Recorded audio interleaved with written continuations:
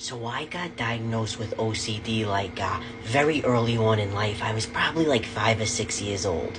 And dealing with that on top of like chronic severe anxiety, of course, has brought me discomfort and some turmoil. But there's some situations that it's got me in that when I look back, I'm like, that shit's funny as hell. First example, the case of the wedgies. When I was a kid, I could not stand the feeling of sock lines on my feet or drawers.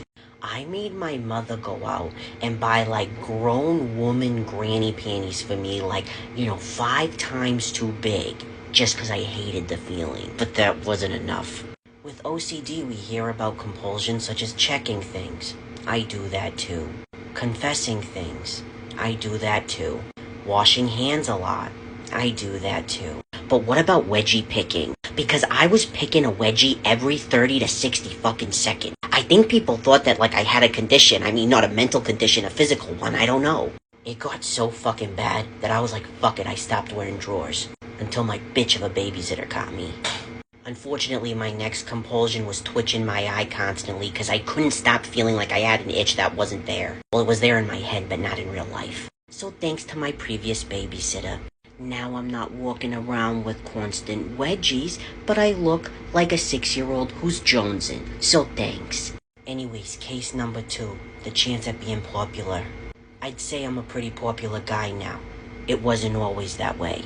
I went to a behavioral school in high school, and this one chick got transferred. We had beef, I didn't like her. She always was making fun of me, calling me fat and shit. Anyways, she gets transferred to my school, and she decides that she's gonna befriend me. And I'm scared shitless. And at first it was normal nerves, I'm shook, this is a girl who, I want her to like me, I wanna seem like I'm cool, you know what I mean? That's normal shit. When you're a kid, you wanna be accepted. So what did I do to be accepted? I sat in a love seat, in a complete daze of dissociation, and I literally bit the sides of my fingers the entire time. I still do that. Not in a love seat, though I don't have one. Number 3, the exaggeration prayers. I have a lot of issues with religion, God bless. You can only imagine why.